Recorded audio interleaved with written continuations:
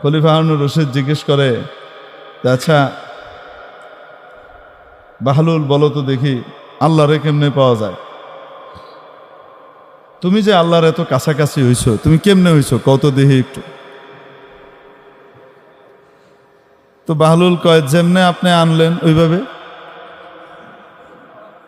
কয় এটা আবার কি? বলে বুঝেন নাই?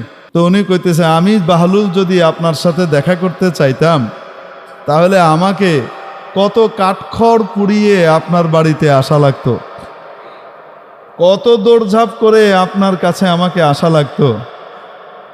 কিন্তু যেহেতু চাইছেন আপনি, আমার মতো এক নগণ্য মানুষকে আপনি আপনার এখানে আনতে চাইছেন, এজন্য সিঁড়ি দিয়ে আসতে দেরি হবে এতটুকুও বরদাস্ত করা হয় নাই, ফু করে কৃত্রিম লিফট দিয়ে উঠাই লইছে, এত তাড়াতাড়ি এসে পড়ছে। মেরে মোহতারাম দোস্ত, আজিজ ও বুজুর্গ আমার, এই কথা বলার উদ্দেশ্য হলো এই যে আল্লাহ তাবারাকা ওয়া তাআলা যদি নিজে দয়া করে আমাদেরকে তার ঘরে আসার জন্য নির্বাচিত করে না ডাকতেন, আমি আপনি আসতে পারতাম।